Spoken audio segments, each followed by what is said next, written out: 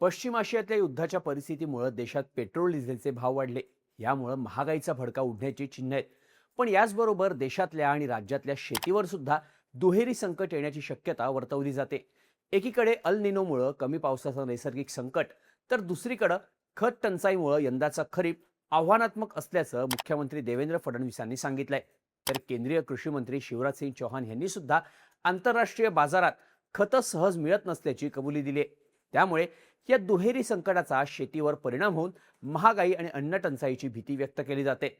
तसंच शेतकऱ्यांना tractor, pump आणि शेतीची इतर साहित्य चालवण्यासाठी डिझेलची मोठ्या प्रमाणावर गरज लागते. पण पेट्रोल पंपावर डिझेल मिळणं अवघड झाल्यामुळे शेतकरी हवालदिल झालेत. शेतीवरच्या या संकटाबाबत कोणती माहिती देण्यात येते? गॅस आणि कच्च्या तेलाच्या कमतरतेबरोबरच खत टंचाई का भासते? अल निनोचा शेतीला कसा फटका बसू शकतो, समजून घेऊया त्या व्हिडिओमधून. नमस्कार, मी शार्दूल आणि तुम्ही बघताय बोल व्हिडिओ. गुरुवारी मुख्यमंत्री देवेंद्र फडणवीस यांच्या अध्यक्षतेखाली राज्यस्तरीय खरीप हंगाम नियोजन बैठक पार पडली. अल निनोमुळे होणारा सरासरीपेक्षा कमी पाऊस आणि पावसाळ्यात मोठा खंड पडण्याचा अंदाज, तसंच पश्चिम आशियातल्या युद्धामुळे निर्माण झालेली खत टंचाई आणि खनिज तेलाचा तुटवडा यामुळे यंदाचा खरीप हंगाम आव्हानात्मक असेल, असं फडणवीसांनी या बैठकीत सांगितलं. त्यामुळे जिल्हानिहाय पीक पद्धतीनुसार शेतीचं सूक्ष्म नियोजन करण्याचे आदेश मुख्यमंत्र्यांनी कृषी विभागाला दिलेत. तर केंद्रीय कृषी मंत्री शिवराज सिंग चौहान यांनी सुद्धा खत टंचाईबाबत महत्त्वाचं विधान केलंय. भुवनेश्वर इथं आयोजित पूर्व विभागीय कृषी परिषदेत बोलताना शिवराज सिंग चौहान म्हणाले की आंतरराष्ट्रीय बाजारात खतं सहजपणे मिळणं अवघड झालंय. त्यामुळे खतांच्या खरेदीचं मोठं आव्हान सरकारसमोर आहे.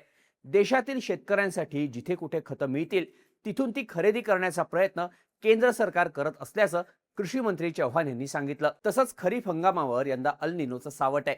पीक हंगामाच्या मध्यावर पावसाचं प्रमाण सरासरीपेक्षा कमी राहण्याचा हवामान विभागाचा अंदाज आहे. त्यामुळे यंदाचा खरीप हंगाम शेतकऱ्यांची परीक्षा बघणारा असल्याचं म्हटलं जात आहे. तसंच जर खरीप हंगामात शेतीचं प्रमाण कमी राहिलं तर अन्न टंचाई आणि महागाईची भीती सुद्धा शेती अभ्यासकांनी वर्तवली आहे. आता खत टंचाईची नेमकी कोणती कारणं सांगितली जात आहेत ते बघूयात. खत टंचाईचं सगळ्यात मोठं कारण आहे ते म्हणजे खतांच्या आयातीवर भारताचं अवलंबित्व. पश्चिम आशियातल्या युद्धामुळे फक्त भारतच नाही तर जगभरात खतांची टंचाई निर्माण झाली आहे. भारत हा जागतिक स्तरावर खतांचा सगळ्यात मोठा वापरकर्ता देश आहे. भारताला दरवर्षी सुमारे 6 कोटी टन खतांची गरज भासते. यापैकी बहुतांश खतांची आयात होते. भारताच्या एकूण युरिया आयातीत आखातातील Oman, Qatar, Saudi Arabia, UAE आणि बहरीनमधून सुमारे 75% खतांची आयात होते.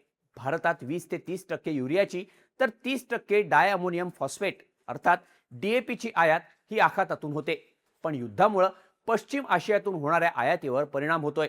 वाहतूक, विम्याचा खर्च वाढल्यानं इतर देशांमधून आयात महाग झाली आहे. युरिया, अमोनिया, फॉस्फेट आणि सल्फर खतांची 20 ते 30% निर्यात होर्मुझ मार्गे होते. पण युद्धामुळे स्ट्रेट ऑफ होर्मुझमध्ये मोठा तणाव निर्माण झाल्यानं खतांच्या आयातीवर मोठा परिणाम होतोय. देशात खतांची मागणी मार्चच्या शेवटी सुरू होऊन एप्रिलमध्ये वाढते. तर फॉस्फेट खत उत्पादनाचा मुख्य हंगाम हा जूनपासून सुरू होतो. सर्वाधिक खत लागणाऱ्या मक्याची पेरणी अनेक भागात मे महिन्यातच सुरू होते. थोडक्यात युद्ध नेमकं खतांची मागणी आणि उत्पादनासाठी महत्त्वाच्या काळातच सुरू असल्यामुळं याचा भारतीय शेतीवर परिणाम होतोय. आता महाराष्ट्राचा विचार केला तर राज्याला केंद्राकडून खरीप हंगामासाठी 48.80 लाख टन खतांचा साठा मंजूर आहे. त्यापैकी 25.49 लाख टन खतांचा साठा सध्या उपलब्ध आहे. हंगाम सुरू झाल्यानंतर खतांचा आणखी पुरवठा होईल. पण तरीही खतांची टंचाई हंगामात भासू शकते अशी परिस्थिती आहे. खत पुरवठ्याच्या अनिश्चिततेमुळे आंतरराष्ट्रीय बाजारात खतांची मागणी वाढली आहे. यामुळेच खतांच्या किमती सुद्धा आंतरराष्ट्रीय बाजारात वाढल्या आहेत. वाढत्या आंतरराष्ट्रीय किमती आणि पश्चिम आशियातील तणावाचा फटका शेतकऱ्यांना बसू नये म्हणून केंद्र सरकारनं खरीप हंगामासाठी 41,534 कोटींच्या खत अनुदानाला मंजुरी दिली आहे. शेतकऱ्यांना वाजवी दरात खतं मिळावीत हा यामागचा हेतू आहे. पण हंगामात देशातली खतांची मागणी वाढल्यामुळे खतांचा तुटवडा होण्याची भीती व्यक्त केली जाते. थोडक्यात भारत खतांच्या आयातीसाठी मोठ्या प्रमाणावर आखातातल्या देशांवर अवलंबून आहे आणि आखातातल्या तणावामुळे खतांच्या पुरवठा साखळीवर परिणाम झाल्यामुळे खरीप हंगामात खतांची टंचाई निर्माण होऊ शकते अशी भीती व्यक्त केली जाते. खत टंचाईचं दुसरं कारण म्हणजे देशांतर्गत खत उत्पादनात झालेली घट.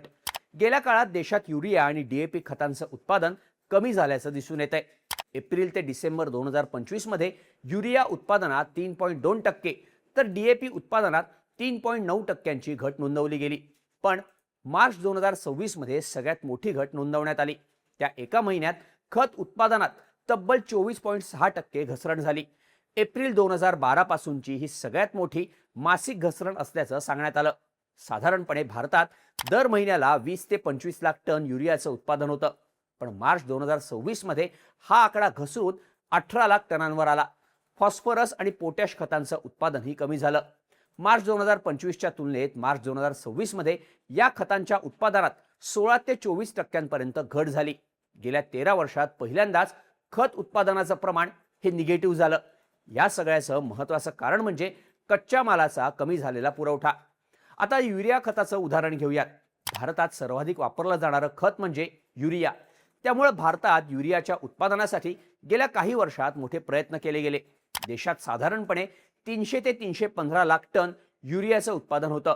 पण भारताची वार्षिक गरज बघता हे उत्पादन पुरेसं नाही. भारताची वार्षिक युरिया गरज साधारणपणे 380 लाख टनांपर्यंत जाते.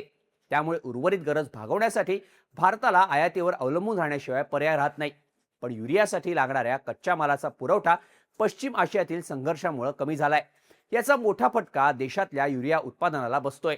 युरिया तयार करण्यासाठी महत्त्वाचा घटक आहे तो म्हणजे अमोनिया. अमोनिया तयार करण्यासाठी मोठ्या प्रमाणावर LNGचा वापर होतो. पण याच LNGच्या पुरवठ्यावर इराण अमेरिका युद्धामुळे परिणाम झालाय. भारत आपल्या गरजेच्या सुमारे 60% LNG आयात करतो. हा पुरवठा कमी झाल्यामुळे युरियाच्या निर्मितीत घट झाली आहे. त्यातच आंतरराष्ट्रीय बाजारात कच्चं तेल आणि LNGच्या किमतीत वाढ झाल्यामुळे खतांसाठी लागणारा कच्चा माल महागलाय.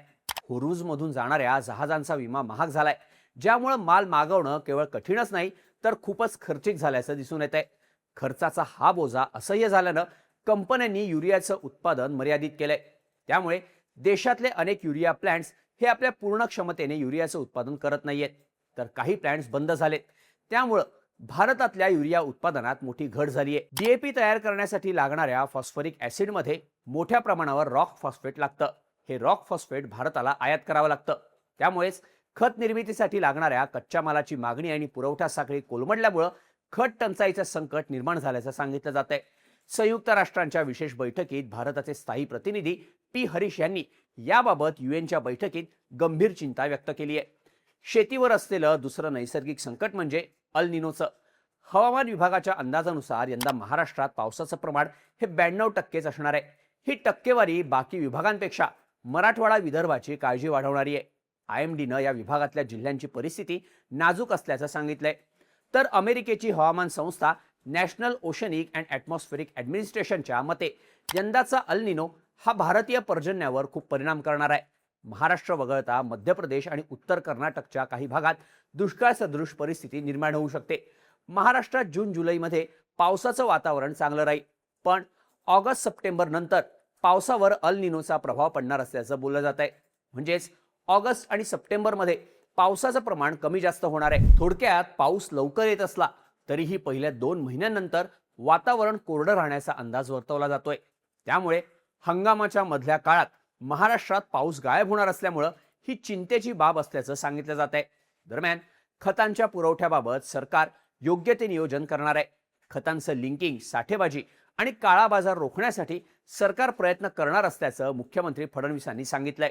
पण यावेळच्या खरीप हंगामावर दुहेरी संकट असल्यामुळे शेतकऱ्यांना पिकांचं योग्य नियोजन करण्याचा सल्ला दिला जातोय. खरीपावरच्या या दुहेरी संकटाबद्दल तुम्हाला काय वाटतं? याबद्दलच्या तुमच्या प्रतिक्रिया कमेंट करून नक्की सांगा आणि अशाच माहितीपूर्ण व्हिडिओसाठी बोल व्हिडिओच्या YouTube चॅनलला सबस्क्राईब करायला विसरू नका.